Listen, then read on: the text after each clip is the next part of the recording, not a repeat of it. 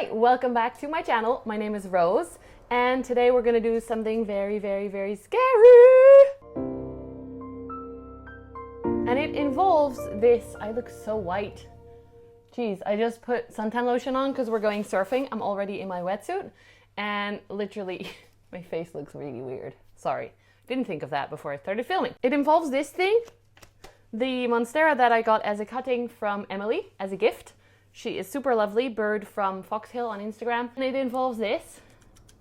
These shears are completely sterilized with alcohol, and then I burned it as well. So they are good to go. We also need perlite, which I have seen in other videos. I'm no expert. This is my first time trying this, but I learned this from Ella. She has a video out on her channel, The Plants Meow. Check that out. And also Georgia, my friend on Instagram, Plants and Things. She has done lots of propagations recently with perlite that worked really well. So I'm definitely gonna wanna try that myself, but I didn't have any perlite. So I bought a bag thinking that would be enough for these propagations. I may have underestimated what 100 liters of perlite looks like, but I mean, I'll have enough perlite for a long time, so that's good. Step 1, remove the plant from the pole because it is currently stuck on a moss pole.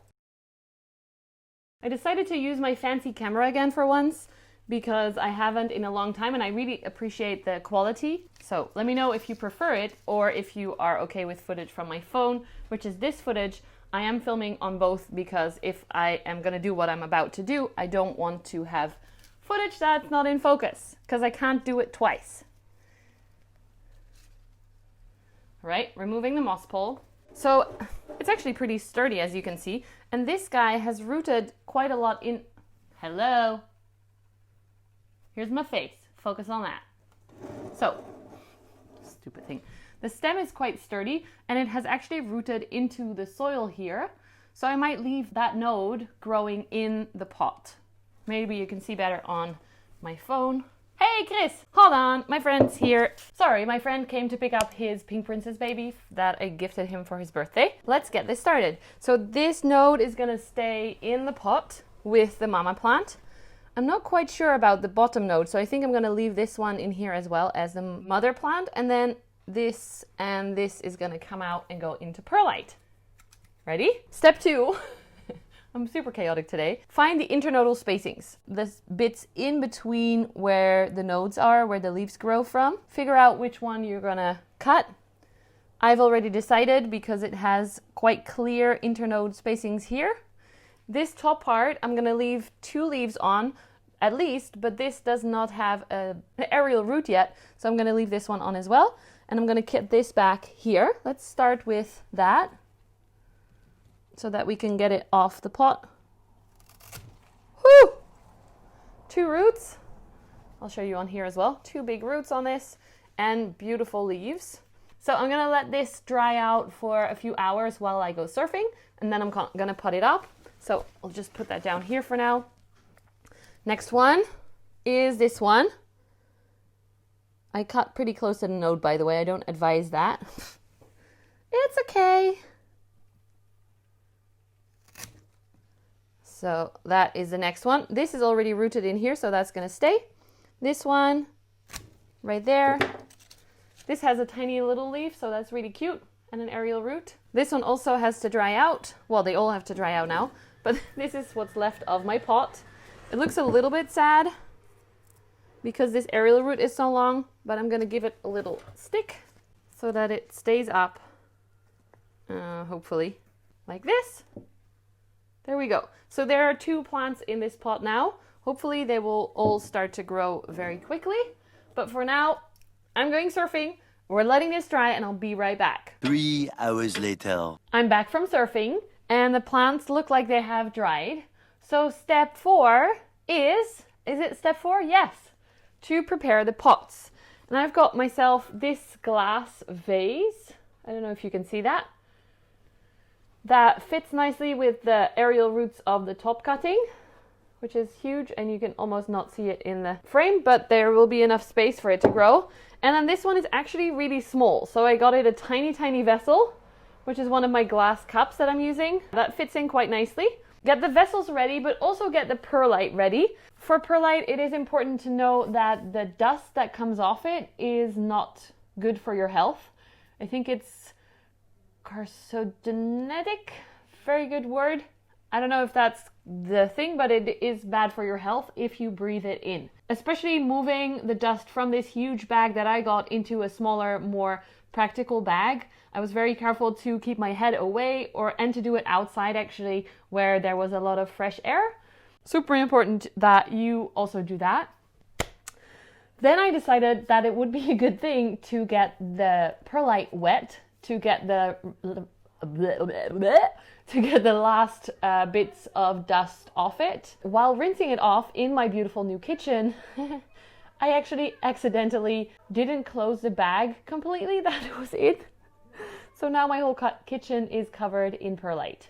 Yeah, I'm gonna deal with that a little bit later. I wanted to show you guys this first. This guy actually we can put to the side because that's just gonna grow like this. This specific way of cutting Georgia talks about, but also Maria Young from my Orchid Adventures, I think her channel is called, on YouTube and Instagram. She also did a propagation like this and it worked really, really well. So as you can see, there is just a little aerial root here that goes into the soil, and then the little top cutting here hopefully will continue to grow as is. So we're just going to put that to the side. And let's start with the smaller one because that's a little bit more easy. The sides have dried. Not a lot. I mean, we didn't go surfing for many hours. Let's grab the moist perlite. It's very sticky once it's moist, so it's a little bit annoying. And then I guess we stick this in.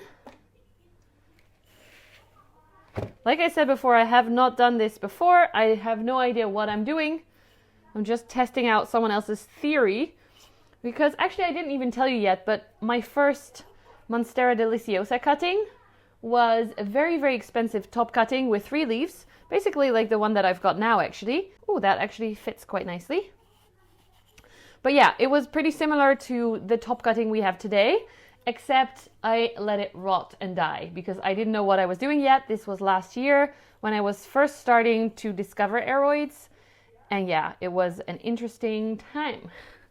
It was 50 euros wasted, which was a lot for me. I was pretty shocked. So here we go. The little guy is sitting in the perlite and it's actually pretty stable. What I like about it is that the stem is above ground, which means that it has less risk for rotting because it's not in soil or sphagnum or whatever. So that's one. The other one will need a little bit more perlite, so I'm gonna have to fill this whole thing up. I don't know if you can see this. Oh, there's still some water in there as well. And it's actually pretty dirty perlite, I have to say. I got this huge bag instead of the smaller bags that I normally get. The smaller bags are always pure white. There's no black bits in there. And from this big bag, it does look a little bit less pure. So if you want to get pure perlite, I do recommend the bags that I got from orchids.nl with a Z at the end. That's also where I got my moss and my horticultural charcoal. And they have really nice pots as well with slits in the sides.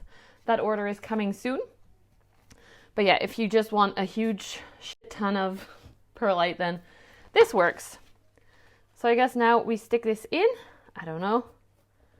Maybe it's a little bit too compact already for these roots. Yeah. I'm gonna grab a little stick. No, not this stick. I'm gonna have to tie that up a little bit better as well. We'll just use a little bamboo stake to prepare the holes a little bit so that they're not ruining the aerial roots as we stick them in.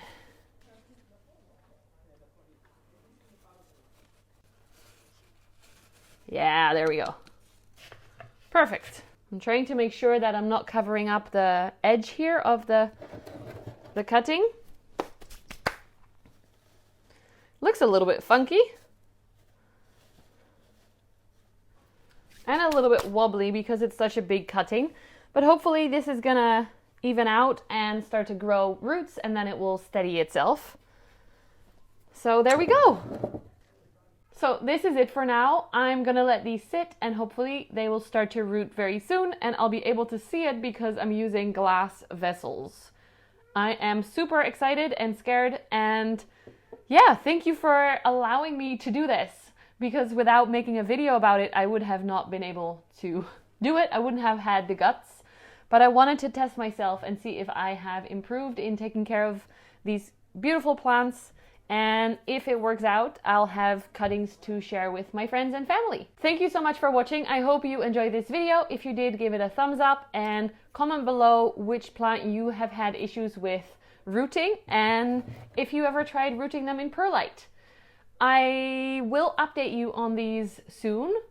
And yeah, see you in the next video. Thanks so much for watching. Bye!